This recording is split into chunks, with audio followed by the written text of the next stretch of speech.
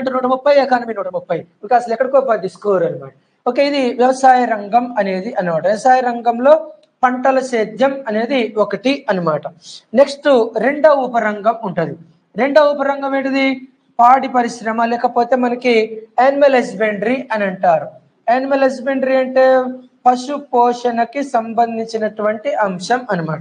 మొన్నకు ఎగ్జామ్లో నేను క్వశ్చన్ ఏం చూశాను అని అంటే, కరోనా టైంలో ఏ వ్యవసాయ ఉపరంగం ఎక్కువగా వృద్ధి చెందింది అని అన్నాడు.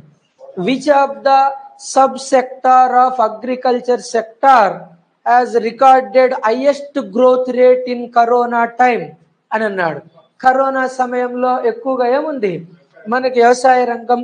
వ్యవసాయ రంగంలో కూడా మళ్ళీ ఇంటికి పోయిన వాళ్ళందరూ గేదెలు పాలు పిండారు, బర్రెలక్క, శిరీష అలియాస్ అలా అనమాట. అలా 10 మనకి ఈ ఉపరంగాల మీద పట్టుండాలి. ఏది చూసినా నీకు ఎమ్మటే గుర్తుకు రావాలి. మార్నింగ్ టీ తాగుతున్నావు 5 గంటల 6 గంటలకి. టీ అనగానే ఏం గుర్తుకు రావాలి? పశుపోషణ. ఇది ఎందులో భాగం? వ్యవసాయ రంగంలో ఉపరంగం. అట్లా ప్రాక్టికల్ గా చూడాలి ఎకానమీని అనమాట. ఇది మనకి పశుపోషణకి సంబంధించినటువంటి అంశం అనమాట. Next third sub component in the agriculture sector. పశుపోషణ తర్వాత మనకి ప్రధానంగా ఉన్నటువంటిది ఏంటిది? మత్స్య సంపద కూడా మనకి ఉంటుంది. మత్స్య సంపద, ఫిషరీ అని అంటారు. తర్వాత ఉన్నటువంటిది అటవీ సంపద అనేది ఒకటి అనమాట. ఫారెస్ట్రీ అనేటటువంటిది, దీన్ని ఫిషరీ అని అంటారు, దీన్నేమో యానిమల్ హస్బెండరీ అని అంటారు. ఇది క్రాపింగ్ అనేది అనమాట. Major sub sectors in the agriculture sector అనమాట. ఇప్పుడు క్వశ్చన్ ఏమని అడగాలి? వ్యవసాయ రంగంలోని ఉపరంగాలు ఏమిటి అని అంటాడు. ఏమేమి ఉన్నాయి?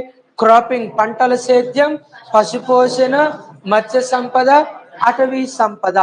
ఎకనామిక్ సర్వే తీయగానే నువ్వేం ఐడెంటిఫై చేయాలి? ఎకనామిక్ సర్వే చూసి ఇందులో టాప్ కాంట్రిబ్యూటర్ ఎవరు, అర్థమైనా? క్రాప్స్ అనమాట. సెకండ్ హైయెస్ట్ కాంట్రిబ్యూటర్ ఎవరు అనేది చూడాలి. కొన్ని సందర్భాల్లో ఏముంటది? పశుపోషణ, మత్స్య సంపద మధ్య మారుతూ ఉంటుంటది అనమాట. అంటే ఈ సంవత్సరం ట్రెండ్ సెక్టర్ ఎవరంటే పవన్ కళ్యాణ్. అట్లా ఈసారి ఎవరున్నారు ఏడా అనేది చూడాలి అనమాట. ఎకనామిక్ సర్వే చూసి డేటా చూసి పక్కకి వేయొద్దు. దాంట్లో నుంచి క్వశ్చన్ ఎలా రావాలి అనేది మనం చూడాలి అనమాట.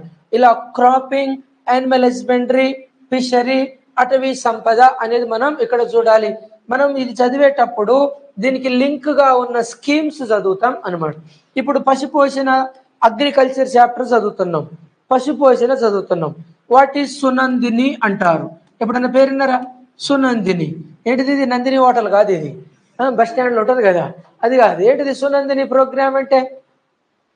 లేగదూడల ఆహార భద్రత అన్నమాట. ఇది అంటే చిన్నవి ఉంటాయి కదా. ఇప్పుడు కొన్ని సందర్భాల్లో ఏమవుతుంది, మనకి ఆశ అనమాట.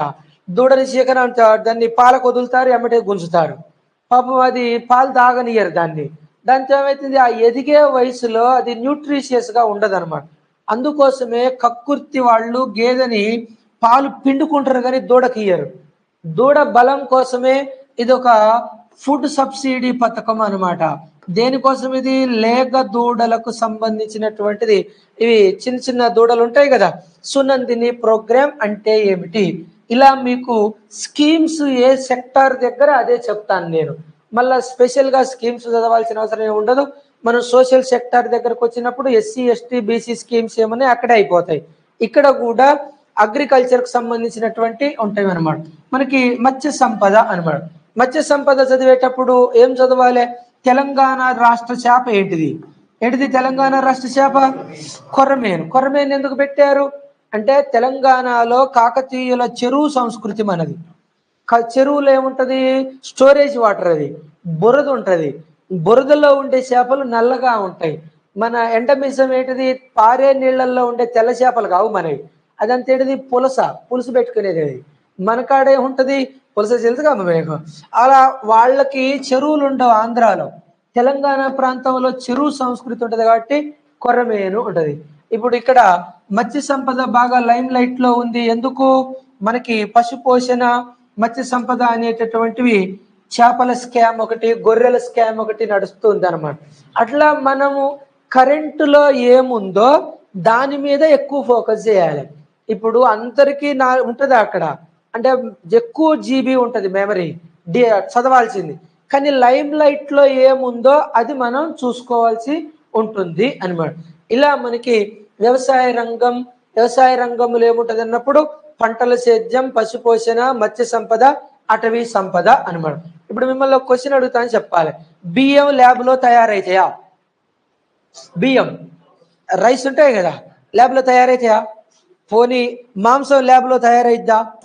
చేప మాంసం అంటే ఇప్పుడు ఆర్టిఫిషియల్ మీట్ అనుకోండి, జనరల్ గా ఫిష్ ఓకే. ఇప్పుడు చెట్లని ప్లాస్టిక్ చెట్లు ఉంటాయి, అవి న్యాచురల్ ఉంటాయి. ఇక్కడ ఏంటిది అని అంటే ఇవన్నీ కూడా ప్రకృతిలో సహజసిద్ధంగా లభించేవి, న్యాచురల్లీ మేడ్ ఇన్ నేచర్, ప్రకృతిలో సహజసిద్ధంగా లభిస్తాయి. కాబట్టి ప్రకృతిలో సహజసిద్ధంగా లభించే వాటిని ప్రైమరీ సెక్టార్ అంటారు. అర్థమైందండి? ప్రాథమిక రంగం అంటే ఏమిటి అన్నప్పుడు ప్రకృతిలో సహజసిద్ధంగా లభించే వస్తువులని ఏమంటాం? ప్రాథమిక రంగం అని అంటారు అనమాట. ఇలా ప్రాథమిక రంగంలో ఏముంటాయి అన్నప్పుడు వ్యవసాయ రంగం కూడా ఉంటుంది అనమాట. ఇది ఫస్ట్ పాయింట్. ఇప్పుడు మనకి ఇండస్ట్రీస్కి వచ్చినాం అనుకుందాం. పరిశ్రమలు అన్నప్పుడు ఇక్కడ ఏముంటది అనమాట. ఇక్కడ చూడండి, ఈ వ్యవసాయ రంగంతో పాటు మనకి మైనింగ్ అండ్ క్వారీయింగ్ అని ఉంటుంది. ఎప్పుడు నిన్న పేరు ఇది mining and quarrying. Mining and quarrying అంటే గనులు, ఖనిజ త్రవ్వకాలు అనమాట. ఇప్పుడు ఉదాహరణకి మీరు ఎప్పుడైనా కేజీఎఫ్ సినిమా చూశారు కదా, కేజీఎఫ్ గోల్డ్ మైన్ అనేది ఆర్టిఫిషియల్ గా తయారైతుందా, భూమి లోపల న్యాచురల్ గా తయారైద్దా? న్యాచురల్ గా తయారయ్యే వస్తువులు ఏ రంగంలో ఉండాలి? ప్రాథమిక రంగం అంటే ఏమని చెప్పినాం మనం? ప్రకృతిలో సహజసిద్ధంగా దానంతట అదే తయారైతే దాన్ని మనం ఏమంటాం? ప్రాథమిక రంగం అంటారు. బంగారపు గని ఎవడన్నా ఆడ తయారు చేస్తాడా? అదే ప్రకృతిలో ఉంటుందా? ఇప్పుడు బాక్సైట్ మైన్స్ ఉంటాయి, ఒరిస్సా ములాన్గిరి ప్రాంతంలో ఉంటాయి. అలాగే బయ్యారం ఇనుము, ఉక్కు గనులు ఉన్నాయి. ఇవన్నీ ప్రకృతిలో లభించినయా, ఆడ తయారు చేసి పెట్టిండా కేసీఆర్, రాజశేఖర్ రెడ్డి? ప్రకృతిలో తయారైన ప్రతి రంగం, ప్రతి వస్తువు ఏ రంగంలోకి వచ్చింది? ప్రాథమిక రంగంలోకి వచ్చింది. అంటే ప్రాథమిక రంగం అంటే ప్రకృతిలో తయారైనవి అని చెప్పినాం. ప్రకృతిలో ఆల్రెడీ తయారైన ఏమని చెప్పినాం? పంటల సేద్యం, పశుపోషణ, మత్స్య సంపద, అటవీ సంపద. దీని అంతటి కలిపి ఏమన్నాం? వ్యవసాయ రంగం అన్నాం. అంటే వ్యవసాయ రంగం అనేది ప్రకృతిలోనే వస్తుంది కాబట్టి వ్యవసాయ రంగం ప్లస్ ప్రకృతిలో లభించేది ఏంటిది? మైన్స్. మైనింగ్ అండ్ క్వారీయింగ్ కలిపితే ఏమవుతుంది? ప్రాథమిక రంగం అంటారు అనమాట. ఇప్పుడు క్వశ్చన్ ఏం అడుగుతాడు? ప్రాథమిక రంగం వ్యవసాయ రంగం సమానం, ట్రూ ఆర్ ఫాల్స్ అంటాడు. అని అర్థమైంది నేను చెప్పింది? అసలు ప్రాథమిక రంగం ఈక్వల్ టు అగ్రికల్చర్ సెక్టార్ అన్నాడు. Is it true? ప్రాథమిక రంగం అంటే ఇంకా ఏం కలవాలి? వ్యవసాయ రంగానికి మైనింగ్ అండ్ క్వారీయింగ్ కూడా కలిస్తేనే ప్రాథమిక రంగం అవుతుంది అనమాట.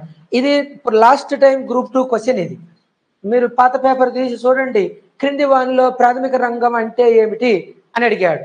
ప్రాథమిక రంగం అంటే ఏమిటి అన్నప్పుడు ఇప్పుడు ఇక్కడ చూడండి, ఇది ప్రాథమిక రంగం అనమాట. ప్రాథమిక రంగంలో ఒక పెద్ద రంగం ఏంటిది? అగ్రికల్చర్. ఇంకొకటి ఏంటిది? Mining and quarrying. Agriculture, mining and quarrying కలిస్తే ఇది ప్రాథమిక రంగం అనమాట. అర్థమైతేనా? ఇంకెప్పుడు తప్పు చేయొద్దు. మనం ఎప్పుడైనా ఈసారి ఎకనామిక్ సర్వే చదివేటప్పుడు ఒకసారి ఏమని ఇస్తాడు? ఎకనామిక్ సర్వేలో ఇట్లా డేటా ఉంటది, అగ్రికల్చర్, ఇండస్ట్రీ, సర్వీస్ సెక్టార్ అని డేటా ఉంటది. Agriculture, industry, service sector. ఇంకొక పేజీలో ఏమిస్తాడు? ప్రాథమిక రంగం, ద్వితీయ రంగం, తృతీయ రంగం అని ఇక్కడ ఇస్తాడు. అర్థమైందా? ఇప్పుడు అగ్రికల్చర్ చదివేటప్పుడు సంథింగ్ జిఎస్డిపి ఎంత ఉంటుంది అగ్రికల్చర్ లో, ప్రాథమిక రంగం కొంత ఇక్కడ ఇస్తాడు. ఇప్పుడు నీ 6th సెన్స్ ప్రకారం, నీ నాలెడ్జ్ ప్రకారం అగ్రికల్చర్ సెక్టార్ జీడిపి ఎక్కువ అంటే వాటా ఎక్కువ అంటే దీని వరకు వాల్యూ ఎక్కువ ఉంటుందా, ప్రాథమిక రంగాన్ని ఎక్కువ ఉంటుందా? ప్రాథమిక రంగాన్ని ఎందుకు ఎక్కువ ఉంటుంది? మైనింగ్ అండ్ క్వారీయింగ్ కలిసింది కాబట్టి. మీరు ఎవరి దగ్గరైనా ఏదైనా బుక్ చదివేటప్పుడు వాళ్ళు ఏం చేస్తారు? వ్యవసాయ రంగం వాటా సపోజ్ 23 కోట్లని, ప్రాథమిక రంగం వాటా 25 కోట్లని రాసింది అనుకో. మనం ఇంతకు ముందు వరకు ప్రాథమిక రంగం, వ్యవసాయ రంగం ఒకటే అనుకొని ఉంటే అరే సార్ తప్పు చెప్పిండు అనుకుంటాం. 23, 25 అని. కానీ 25 ఎట్లొచ్చింది? మైనింగ్ అండ్ క్వారీయింగ్ అందులో కలిసి ఉంది కాబట్టి అది 25 అయ్యింది అనమాట. ఇప్పుడు తేడా అర్థమైనట్టేనా? Difference between primary sector and agriculture అర్థమైందా? ప్రాథమిక రంగం ఎలా వచ్చింది? వ్యవసాయ రంగానికి దేన్ని యాడ్ చేయాలి? Primary sector equal to agriculture plus mining and quarrying. Mining and quarrying ని వ్యవసాయ రంగానికి కలిపితే ప్రాథమిక రంగం వచ్చింది. ఇప్పుడు ఓన్లీ వ్యవసాయ రంగం రావాలంటే అగ్రికల్చర్ ఈక్వల్ టు ఏమైంది? దీన్ని ఇక్కడ ఉంచండి, మైనింగ్ అండ్ క్వారీయింగ్ యువతలకు తీసుకురాయండి, ప్లస్ యువతలకు వస్తే ఏమైంది? Minus. Primary sector minus mining and quarrying equal to ఏమవుతుంది? అగ్రికల్చర్ అవుతుంది అనమాట. అంటే వ్యవసాయ రంగం రావాలి అంటే దేంట్లో నుంచి ఏం తీసేయాలి? ప్రాథమిక రంగంలో నుంచి మైనింగ్ అండ్ క్వారీయింగ్ ని మినహాయిస్తే వ్యవసాయ రంగం వచ్చింది. ఇదే ఆడ సెంటెన్స్ ఉంటది, మనకి ఏబిసిడి ఉంటది. క్రింది వానిలో వ్యవసాయ రంగం అంటే ఏంటిది? Which of the following statement true about the agriculture sector అన్నాడు అనుకో. వ్యవసాయ రంగానికి సరైనది ఏంటిదంటే ప్రాథమిక రంగంలో నుంచి మైనింగ్ అండ్ క్వారీయింగ్ ని తీసేయాలి. ఇప్పుడు ఇక్కడ చూడండి, సింపుల్ గా మైనింగ్ అండ్ క్వారీయింగ్ ని కలపటమా తీసేయటమా? ఇదే కదా ఇప్పుడు ఇక్కడ కాన్సెప్ట్. క్వశ్చన్ ఎలా అడిగినా మిస్ అవ్వద్దు, 360 డిగ్రీ యాంగిల్లో ప్రిపేర్ అవ్వాలి. మైనింగ్ అండ్ క్వారీయింగ్ ని కలపాలి, మైనింగ్ అండ్ క్వారీయింగ్ ని తీసేయాలి. కలిపేది దేనికి? అగ్రికల్చర్ సెక్టార్ కి. తీసేసేది దేని నుంచి? ప్రాథమిక రంగం నుంచి. అలర్ట్గా ఉండాలి. మనం 10 రోజులు ఎట్లా అంటే కానీ మేముందిరా ఫింగర్ టిప్స్ మీద ఆడుతా ఉండాలి. T20 మ్యాచ్ సూర్యప్రతాప్ కూర్చున్నాడు కొట్టాలి ఆఫ్టర్ 10 days అనమాట. యాక్టివ్ గా ఉండాలి. ఎవరైనా సూర్యకుమార్ యాదవ్ అట్లా ఉండాలి అనమాట. ఇక్కడ చూడండి, మనం చూస్తూనే గ్రాస్ప్ చేయాలి ఏముంది ఇందులో డిఫరెన్స్ అనేది అనమాట. ఇప్పుడు ఇక్కడ కీ పాయింట్ ఏంటిది? Agriculture, primary sector. ఈ రెండింటికి మధ్య ఉన్నటువంటి కనెక్టింగ్ వర్డ్ ఏంటిది? Mining and quarrying. Mining and quarrying ని యాడ్ చేయాలా సబ్స్ట్రాక్ట్ చేయాలనేది కదా కాన్సెప్ట్. దేనికి యాడ్ చేయాలి? అగ్రికల్చర్. అగ్రికల్చర్ కి యాడ్ చేస్తే ఏమొచ్చింది? ఆ మైనింగ్ అండ్ క్వారీయింగ్ ని దేనికి తీసేయాలి? ప్రైమరీ సెక్టార్ నుంచి తీసేస్తే ఏమొచ్చింది?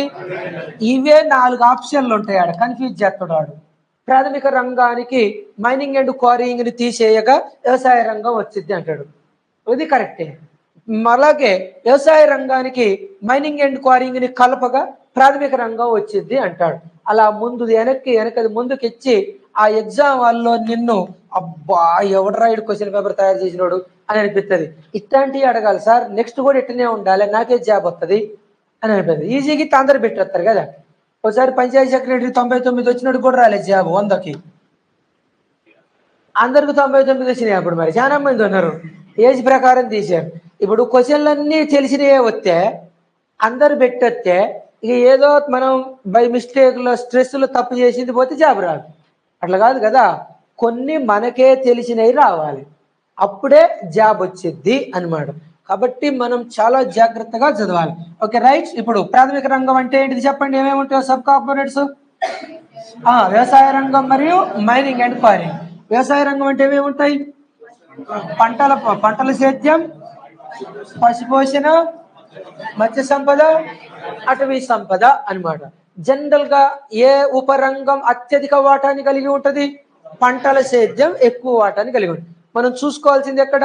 పశుపోషణ, మత్స్య సంపద ఎలా ఉంది, లేకపోతే అటవీ సంపద ఎలా ఉంది అనేది మనం చూసుకోవాలి అనమాట. తేడా అర్థమైనట్టేనా? ఒక క్వశ్చన్ వచ్చినట్టే, ప్రాథమిక రంగానికి వ్యవసాయ రంగానికి మధ్య తేడా ఏంటి అనేది అనమాట. నెక్స్ట్ ఇందులో ఇంకా చిన్నది చెప్తాను చూడండి. ఇప్పుడు క్రాపింగ్ అని చెప్పినాం కదా, క్రాపింగ్ లో కూడా ఏముంటవి అంటే ప్రధాన పంటలు అనేటటువంటిది ఒక హెడ్డింగ్, మేజర్ క్రాప్స్ అనేటటువంటిది ఒకటి అనమాట. ప్రధాన పంటలతో పాటు ఇంకా ఏముంటదంటే హార్టికల్చర్ క్రాప్స్ అని ఉంటాయి, ఉద్యానవన పంటలు. దీని మీద ఇప్పుడు జీకే టైప్ క్వశ్చన్ ఏముంటుంది? యునైటెడ్ ఆంధ్రప్రదేశ్ లో హార్టికల్చర్ యూనివర్సిటీ ఎక్కడుంది? యునైటెడ్ ఆంధ్రప్రదేశ్ లో హార్టికల్చర్ యూనివర్సిటీ ఎక్కడుంది? యునైటెడ్ ఆంధ్రప్రదేశ్ లో అడిగిన నేను. Horticulture university, agriculture university, horticulture university. Horticulture university ఏడుంది? తూర్పు గోదావరిలో ఉంది. మనం తెలంగాణ ఉద్యమం చెప్పేటప్పుడు రీజనల్ ఇంబ్యాలెన్సెస్ చెప్పిన, గుర్తుందా మీకు ఎవరికన్నా? ప్రాంతీయ అసమానతలు అనేటటువంటి ఒక టాపిక్ ఉంటది అనమాట. అందులో ఏం చెప్పారు? స్టేట్ లెవెల్ ఇన్స్టిట్యూషన్ క్యాపిటల్ సిటీలో పెట్టాలి, రాష్ట్ర స్థాయి విద్యా సంస్థల్ని రాష్ట్రంలో పెట్టాలి, మిగిలినటువంటి అయితే ఎక్కడ పెట్టాలి? డిస్ట్రిక్ట్ హెడ్ క్వార్టర్లో పెట్టాలని చెప్పారు. కానీ ఇక్కడ ఏం జరిగింది? హార్టికల్చర్ యూనివర్సిటీని తీసుకుపోయి ఎక్కడ పెట్టారు? దీన్ని ఆంధ్రాలో పెట్టారు అని చెప్పినాం అనమాట. ఇప్పుడు తెలంగాణ నూతన రాష్ట్రం ఏర్పడిన తర్వాత హార్టికల్చర్ యూనివర్సిటీ కొండా లక్ష్మణ్ బాపూజీ ఉద్యానవన విశ్వవిద్యాలయం ఎక్కడ పెట్టారు?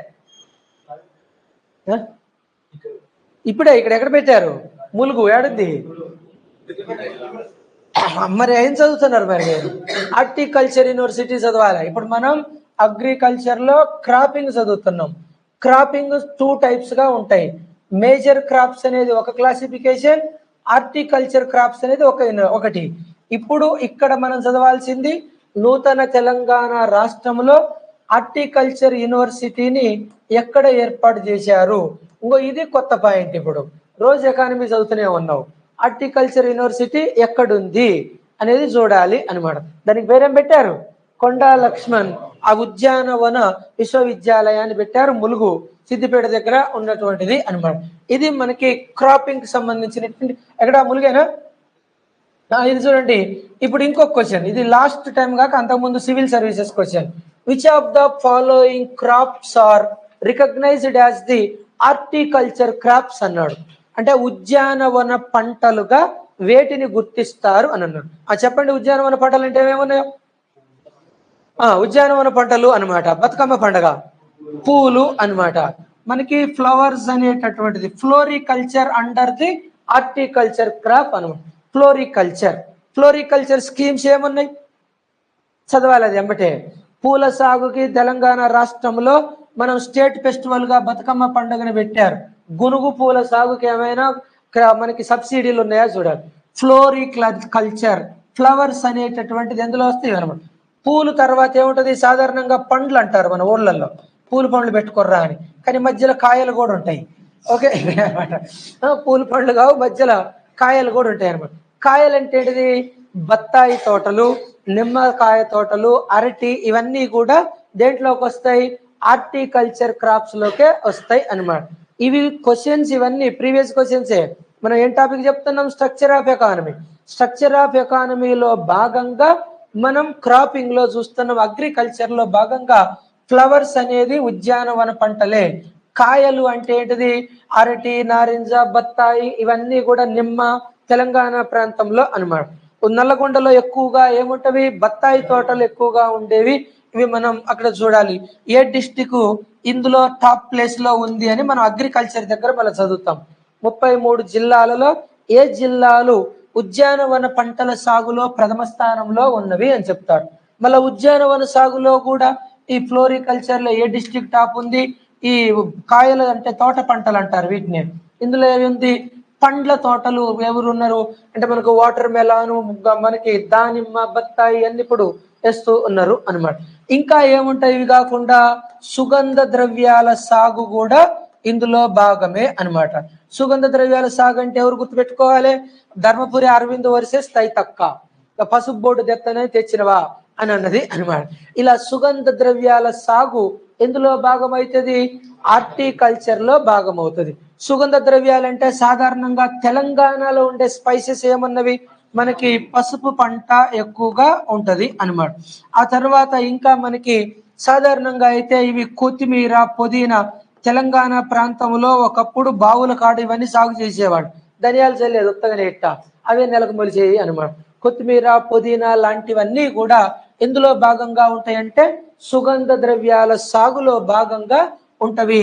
ఇలా మనకి పూలు, కాయలు అంటే తోట పంటలు, గార్డెన్ క్రాప్స్ అంటారు. ఇవి fruits and spices all under the horticulture crops అని గుర్తుపెట్టుకోండి. అవి కూడా ఇందులోకి అల్లం, వెల్లుల్లి అన్ని, ఈ మాల్ మసాలా అంతా ఇందులోనే. సుగంధ ద్రవ్యాల సాగే వాస్కోడో గామా వచ్చిందే దీనికోసం అనమాట. మన స్పైసెసే భారతదేశం 200 సంవత్సరాల వాళ్ళ కింద పరిపాలించబడేటట్టుగా చేసింది అనమాట. జనరల్ గా ఏంటిది అంటే ఇవి ప్రిజర్వేటర్స్ అంటారు అనమాట. ఇవి ప్రిజర్వేటర్స్ అంటే ఏంటిది? ఫుడ్ పాయిజన్ కాదు. ఇవి మనం మామిడికాయ పచ్చడి పెడతారు ఊర్లలో, అల్లం వెల్లుల్లి మెంతుపిండి వేస్తారు బాగా, ఎందుకు అవి బ్యాక్టీరియాని రానియవయి, దాంతో లాంగ్ టర్మ్ ఉంటవి అనమాట. ఇలా మనకి ఇవి ఇంపార్టెంట్ పాయింట్స్ గుర్తుపెట్టుకోండి. సుగంధ ద్రవ్యాల సాగు అన్నప్పుడు క్రాపింగ్ అంటే ఇది అనమాట. ఓకే, క్రాపింగ్ లో మళ్ళా ఇవన్నీ చూస్తూ ఉండాలి. ఎగ్జామినరు క్వశ్చన్స్ ఏం చేస్తున్నాడు, ఆప్షన్స్ అన్ని చాలా డీప్ గా ఇస్తున్నాడు, ఒకదానికొకటి లింక్ గా ఇస్తున్నాడు అనమాట. అందుకోసమే మనం ఇప్పుడు ఏం చెప్పినాం, వ్యవసాయ రంగం. వ్యవసాయ రంగంలో ఏమేమి ఉపరంగాలు ఉంటాయి, క్రాపింగ్, పశుపోషణ, మత్స్య సంపద, అటవీ సంపద. క్రాపింగ్ లో ఏముంటాయి అన్నప్పుడు మనం ఇప్పుడు రెండు చెప్పినాం. ఒకటి మేజర్ ప్రధాన పంటలు ఉంటాయి, సో మనకి హార్టికల్చర్ ఉంటుంది చెప్పినాం. ఇప్పుడు క్వశ్చన్ ఏమడిగిండు, హార్టికల్చర్ లోని ఉపరంగాలు ఏంటిది అన్నాడు. క్వశ్చన్ ఎట్లా జూమ్ చేసిండు అనమాట. అంటే ఇక్కడ మనకి స్ట్రక్చర్ ఆఫ్ ద ఎకానమీ తెలియాలి. స్ట్రక్చర్ ఆఫ్ ద ఎకానమీ తెలిస్తే సుగంధ ద్రవ్యాల సాగు ఎందులో భాగం అంటే పంటల సేద్యంలో భాగం అవుతుంది అనమాట. కేసీఆర్ సార్ ఏమన్నాడు, తోట పంటలు వేయండి ఎకరానికి 1 కోటి వస్తుంది అన్నాడు. క్యాప్సికం ఎత్తే, క్యాప్సికం అయినా రెడ్ క్యాప్సికం వేసిండు కదా ఆయన, మొత్తం ఎకరానికి 1 కోటి వస్తుంది అన్నాడు. అవన్నీ ఆడి దందా చేసి వసూలు చేసుకొని వచ్చి అగ్రికల్చర్ అని చూపించిండు. అలా ఎందుకు, అగ్రికల్చర్ కి రెవెన్యూ ఐటీ ఉండదు కదా, అందుకోసమే అక్కడ చూపించడం జరిగింది. ఇవి మనకి వ్యవసాయ రంగంలో పంటల సేద్యం అంటే. పామాయిల్ తోటలు కూడా ఇందులో భాగమే, తోట పంటలు అన్నాం కదా, ఇవి కూడా ఇందులోనే అనమాట. నెక్స్ట్ పశు పోషణలోకి రండి. సబ్ కాంపోనెంట్ పశు పోషణ అనమాట. యానిమల్ హస్బెండరీ అని అంటారు అనమాట. మీకు ఇది ఇక బండ గుర్తులాగా ఉండాలి. చిన్నప్పుడు తలకట్టు తీరి వెంట నేర్చుకున్నామో ఎకానమీ స్టూడెంట్ అంటే ఇవి గుర్తుండిపోవాలి అనమాట. యానిమల్ హస్బెండరీ అనేటటువంటిది నెక్స్ట్ ఇంపార్టెంట్ పాయింట్ అనమాట. పశు పోషణ అనమాట. సాధారణంగా ఫస్ట్ ఏముంటది, పాలు, తర్వాత ఏముంటది గుడ్లు, తర్వాత ఏముంటది మాంసం, లేకపోతే చేపలు అనమాట. ఫస్ట్ మిల్క్ తాగుతాం, తర్వాత ఎగ్గు తింటారు, ఇంకొంచెం అయితే మాంసానికి పోతారు అనమాట. ఇలా పశు పోషణ అంటే పాలు, గుడ్లు, మాంసం అని గుర్తుపెట్టుకోవాలి అనమాట. మిల్క్ అనమాట. దీంట్లో ఏముంటది మనకి, పాలు అన్నప్పుడు మిల్చింగ్ యానిమల్స్ అంటారు, పాలిచ్చే గేదెలు అంటారు. బైనియల్ ఉంటది అనమాట. క్యాటిల్ సెన్సెస్ పేరున్నారు కదా. పశుగణన మనం ఇక్కడ ఏం చదవాలి, మన గ్రూప్ 2 యాంగిల్లో మనం ఇక్కడ పశుగణన అనేది మనం ఇక్కడ చూడాలి. యానిమల్ హస్బెండరీ అనే సబ్ కాంపోనెంట్ తీసుకుంటే మళ్ళా అందులో చదవాల్సింది ఏంటిది, పాలిచ్చే గేదెలు ఎన్ని ఉన్నాయి. ఇక్కడ పశు సంపదకు సంబంధించినటువంటిది క్యాటిల్ సెన్సెన్స్ ఇస్తుంది. ఇందులో బఫెల్ ఎన్ని ఉన్నవి, అలాగే ఎద్దులు ఎన్ని ఉన్నాయి, ఆవులు ఎన్ని ఉన్నాయి అనేటటువంటిది క్యాటిల్ సెన్సెస్ ఒకటి మనం ఇక్కడ చూడాలి. ఎగ్జామ్ కు ముందు రీసెంట్ గా అనమాట. మీరు మీ బుక్ వెనకాల రాసుకోండి. ఏమని రాసుకుంటారు, జస్ట్ ఇండెక్స్ అనమాట. ఇండిసెస్ లేదా ఇండెక్సెస్ ఏం చదవాలి, సూచికలు ఏం చదవాలి, ఒక పేజీలో అన్ని ఒక్కడ పెట్టుకోండి. ఆ సూచికలన్నీ మనం ఎగ్జామ్ ముందు కవర్ చేసినమా. WTO సూచిక ఏముంది, వరల్డ్ ఎకనామిక్ ఫోరం ఏముంది, అట్లా. ఇప్పుడు ఈ రోజు ఏమని వచ్చింది, క్యాటిల్ సెన్సెస్ చదవాలి. ఈ లిస్ట్ తయారు చేసి పెట్టుకోవాలి. ఇవన్నీ చదివినవా లేదా చూసుకోవాలి అనమాట. క్యాటిల్ సెన్సెస్ మనం ఇక్కడ చూడాలి పాలకు సంబంధించి. ఇప్పుడు గుడ్లు అంటే ఎవరు, జమునా యాసరీస్, ఈటెల రాజేందర్ సారు. నెక్స్ట్ మనం పశు పోషణలో ఏం చదవాలి, ఎగ్కి సంబంధించి చదవాలి. అంటే ఏంటిది, పౌల్ట్రీ చదవాలి. తెలంగాణ ప్రాంతంలో పౌల్ట్రీ ఇది రీజనల్ ఎకానమీలో బాగా ఇంపార్టెంట్. ఇది పౌల్ట్రీ అంటే తెలంగాణలో మనకి గుడ్లు ఏ స్థాయిలో ఉన్నాం, భారతదేశంలో తెలంగాణ ర్యాంక్ ఎంత అని ఇది అడుగుతారు అనమాట. ఇక్కడ క్వశ్చన్ పడుతుంది, బాగా గుర్తుపెట్టుకోండి అనమాట. ఎగ్స్ కి సంబంధించి నెక్స్ట్ ఏముంది, మీట్, మాంసానికి సంబంధించి చికెన్ అలాగే మీట్ ఉంటుంది. ఇలా మాంసం గురించి తెలియాలంటే చెంగిచెర్ల పోయి రావాలి ఒకసారి. ఎప్పుడైనా పోయిరా చెంగిచెర్ల, అడిగి పోయి చూస్తే పరేషాన్ అవుతావు. అరే ఇంత తింటారు రా జనం అని అనిపిస్తుంది అనమాట. లోళ్ళు దిగుతుంటాయి ఆడ, అన్ని దట్టేలాడు ఉంటాయి. సిటీకి మొత్తం సప్లై అయ్యి ఆడ నుంచే వస్తాయి ఫ్రెష్ చేసి ఆడనే. ఇలా మాంసానికి సంబంధించి మనం ఏం చదవాలి, ఇక్కడ తెలంగాణ షీప్ డిస్ట్రిబ్యూషన్ పథకం చదవాలి, తెలంగాణ గొర్రెల పంపిణీ పథకం చదవాలి. ఒక యూనిట్ లో ఎన్ని గొర్రెలు ఉంటాయి, 21 ఉంటాయి. ఎక్కిస్ 20+1 అనమాట. మేల్ ఫిమేల్ ఒకటి మేల్ ఉంటుంది, మిగిలిన 20 ఉంటవి అనమాట. ఇప్పుడు ఇక్కడ క్వశ్చన్ ఏంది, పోయినసారి ఒకసారి జిఎస్ క్వశ్చన్లు అడిగారు. ఏంటిది, తెలంగాణ ప్రాంత స్థానియ గొర్రె జాతి పేరు ఏమిటి, ఏంటిది పేరు, అవరేకు దక్క అశోక్ నగర్ లో పక్క. తెలంగాణ ప్రాంత స్థానియ గొర్రె జాతి పేరు ఏంటిది అంటే జోడెపి. ఓకే, ఇది గుర్తుపెట్టుకోవాలి. జోడెపి అనేటటువంటిది అవర్ ఎండమిజం, మన గొర్రె ఇక్కడే పుట్టి పెరిగినటువంటి డిఎన్ఏ ఇది అన్నమాట. అప్పుడప్పుడు మనం కూడా ఊళ్ళో పెద్దోళ్ళు మనోళ్ళు ఉన్నప్పుడు చూస్తారు కదా, అరే వీడు మన ఇంట్లో తప్ప పుట్టిండ్రా అని, అట్లా అనమాట. అంటే ఇది మన డిఎన్ఏ కాదు అని అంటుంటారు అనమాట. అట్లా ఇక్కడ మన డిఎన్ఏ గొర్రెల్లో మన గొర్రె జాతి పేరు ఏంటిదంటే జోడెపి అనమాట. ఎప్పుడైతే యునైటెడ్ ఆంధ్రప్రదేశ్ ఏర్పడిందో Jodipi endemism replaced with the Nellore brown. Nellore brown ఇప్పుడున్నవన్నీ మాంసం కోసం పెంచుతారు కదా, దీనికి ఎయిర్ ఉండదు, మీట్ కోసం పెంచుతారు అన్నమాట. తెలంగాణ ప్రాంత ఎండమిజం ఏంటిది అంటే గొంగళ్ళు తయారు చేసేది. మహబూబ్ నగర్ జిల్లాలో, మహబూబ్ నగర్ లో గొంగడి ఉంటుంది కదా మనకి, అవి కంబళి అంటారు, గొంగడి లాంటిది అనమాట. గొర్రెకి ఇక్కడ మనకి ఊలు వచ్చింది బాగా, మనకి జుట్టు ఎక్కువగా వచ్చేటటువంటిది జోడెపి జాతి అనమాట. ఇప్పుడు లేవు, అన్ని అంతరించిపోయినాయి ఇవి అనమాట. నెల్లూరు బ్రౌన్ ఇక్కడ వచ్చింది జోడెపి అనేటటువంటిది. మనం ఇక్కడ మాంసం దగ్గర గొర్రెల పంపిణీ పథకం ఎంతమంది లబ్ధిదారులు ఉన్నారు, అలాగే రాష్ట్ర గొర్రెల పంపిణీ గొర్రెల కాపర్ల అధ్యక్షుడు ఎవరున్నారు, కన్నెబోయిన రాజయ్య యాదవ్ అని ఆయన యూట్యూబ్ లో పొట్టు తిడుతున్నాడు. ఎవరిని? మన కేసీఆర్ ని. చూసారు మీరు ఎప్పుడైనా? పాపం ఆయనకి ఎమ్మెల్యే టికెట్ ఇస్తాను అనుకున్నాడు కానీ ఇయ్యలే, దానితోటి తాగుబోతోడా అని ఒకటే దిగుడు తిడుతున్నాడు, కన్నెబోయిన రాజయ్య యాదవ్ అని. అలా మనం పేపర్ చూడగానే ఇది ఎక్కడ సబ్జెక్టులో ఉంటది చూసుకోవాలి. కన్నెబోయిన రాజయ్య యాదవ్ గురించి వచ్చింది అనుకో, ఎవరు రాయాలి? Animal husbandry. యానిమల్ హస్బెండరీలో ఏంటిది? ఇది మాంసం. మాంసం గురించి ఎందుకు? గొర్రెల కాపలా గొర్రెల పెంపకందారుల రాష్ట్ర అధ్యక్షుడు ఆయన అనమాట.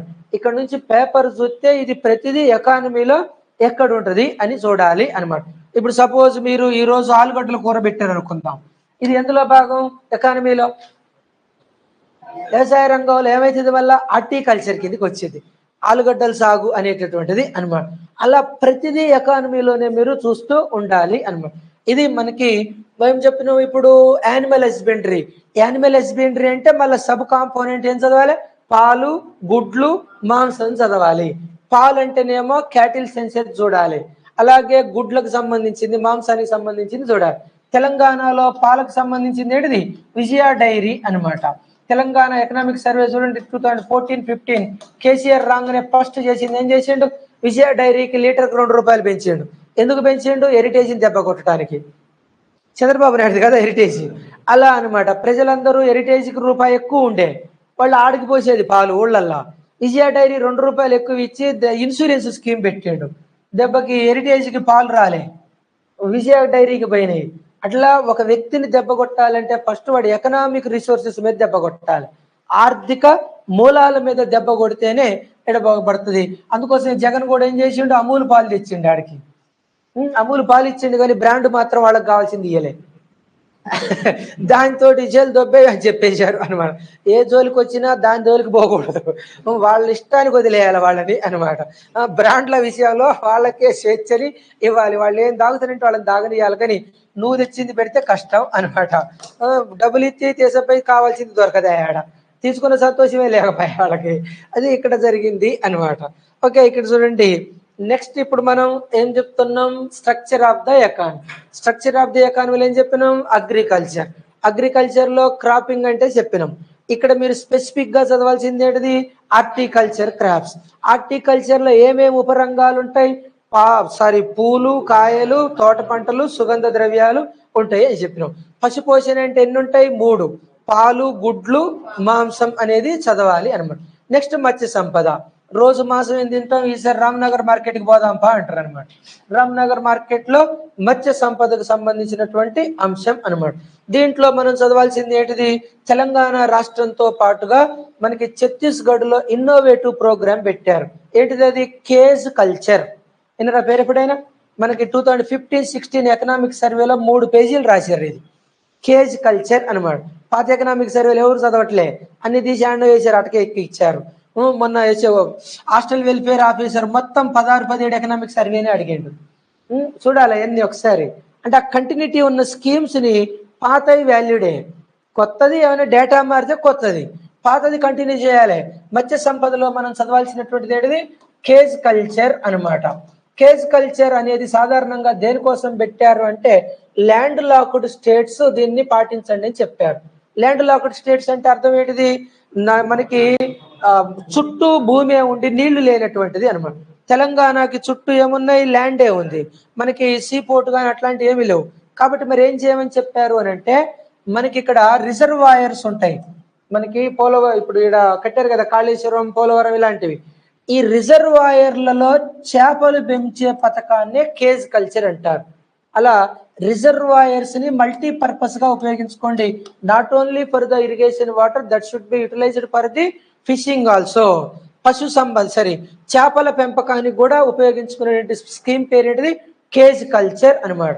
అంటే మనం ఇట్లా ఒక కేజ్ లాగా పెట్టి దాంట్లో చేపల్ని పెంచటం అనమాట. ఇది మత్స్య సంపద దగ్గర చదవాల్సినటువంటి అంశం అనమాట. నెక్స్ట్ ఏముంది? అటవీ సంపద. అటవీ సంపద అంటే ఇంకా తెలంగాణకి హరితహారం అని మనకి కేసీఆర్ సార్ తీసుకొచ్చాడు కదా. ఈ స్కీమ్ గురించి బాగా చదవాలి. అటవీ సంపద, తెలంగాణకు హరితహారం, ఇలా ఒక్కొక్క సెక్టార్ ను తీసుకొని మరలా ఎకనామిక్ సర్వే ఆధారంగా చదువుతూ ఉండాలి అనమాట. ఇప్పుడు అంతా కలిపి అగ్రికల్చర్ లో ఏమేమి ఉంటుందో చెప్పాలి మీరు. ఈ 4 కాదు, ఇప్పుడు నేను చెప్పినవి కూడా చెప్పాలి. ఫస్ట్ ఏంటిది? ప్రధాన పంటలు. రెండోది ఏంటిది? ఉద్యానవన పంటలు. ఉద్యానవన పంటలు ఏముంటాయి? ఒకటి పూలు, కాయలు, తోట పంటలు, పండ్లు, సుగంధ ద్రవ్యాలు ఉంటవి అనమాట. తర్వాత ఏముంది? పశు పోషణలో భాగంగా పాడి పరిశ్రమ. పాడి పరిశ్రమ అంటే డైరీ ఇండస్ట్రీ. పాడి పరిశ్రమ తర్వాత ఎగ్ అంటే ఏంటిది? పౌల్ట్రీ చదవాలి. నెక్స్ట్ ఏముంటది? మీట్ ఇండస్ట్రీ, మాంసం చదవాలి అని చెప్తాం. నెక్స్ట్ ఏముంది? మత్స్య సంపదలో భాగంగా కేజ్ కల్చర్ చదవాలి. అటవీ సంపదలో భాగంగా తెలంగాణకు హరితహారం అనేటటువంటి స్కీమ్ చదవాలి. ఇలా స్ట్రక్చర్ ఆఫ్ ఎకానమీ అనగానే మనకి అగ్రికల్చర్ అంటే ఇవన్నీ ఉంటవి అని గుర్తుకు రావాలి అనమాట. ఎవరైనా అగ్రికల్చర్ చదవటం అయిపోయిందా అంటే ఏమంటావు? తెలంగాణ రాష్ట్రం భారతదేశంలో మాంసం ఉత్పత్తిలో ఎన్నో స్థానంలో ఉంది అనాలి. అదే మీట్ ప్రొడక్షన్ లో ఎన్నో స్థానాలు ఉంది, కన్సంప్షన్ లో అదే అనమాట. ఇలా మనం ఏ స్థానంలో ఉన్నాం అనేది దీన్ని బట్టి చూడాలి అనమాట. ఓకే రైట్, అర్థమైనట్టు ఏమైనా మనం ఏం చెప్పినాం అంటే అగ్రికల్చర్ సెక్టార్ మరియు దాంట్లో ఉన్నటువంటి సబ్ సెక్టార్ చెప్పినాం. ఇంకా మర్చిపోవద్దు, ఇది 3 సంవత్సరాలు 4 సంవత్సరాలైనా మర్చిపోవద్దు. ఇది అగ్రికల్చర్ అండ్ అలైడ్ సెక్టార్స్ అంటారు, వ్యవసాయం అనుబంధ రంగాలు అనమాట. మనం ప్రాథమిక రంగం అంటే ఏమని చెప్పినాం? ప్రకృతిలో సహసిద్ధంగా లభించేవి. వ్యవసాయ రంగం మొత్తం ప్రకృతిలో సహసిద్ధంగా లభించింది. మనకి బంగారం గనులు, ఇనుప, మనకి బాక్సైట్, ఐరన్ ఓర్ ఇవన్నీ కూడా ప్రకృతిలో సహసిద్ధంగా లభించాయి కాబట్టి ఇదంతా కూడా ప్రాథమిక రంగం అని అంటారు అనమాట.